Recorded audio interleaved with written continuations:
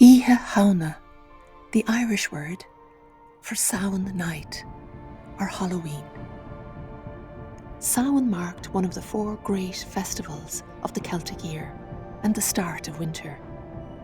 For our ancestors, it was a time charged with supernatural activity.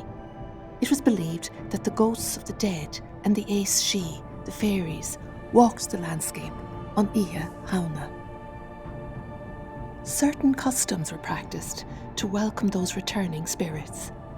The hearth was swept clean, food and drink prepared and set out for them, and the most coveted seat was left empty by the fire as a welcome on Shuilleabháin when they passed by.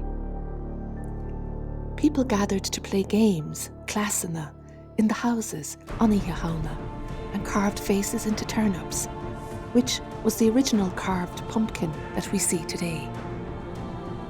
Many Halloween customs practiced today throughout the world have their roots in Irish traditions at Samhain. On November 1st, it's Lán na Marbh, All Souls Day, so Samhain is a time of year to not only celebrate the sense of mystery and the uncanny, but also to pause at this threshold time as we enter the winter darkness, and a time to remember the ancestors.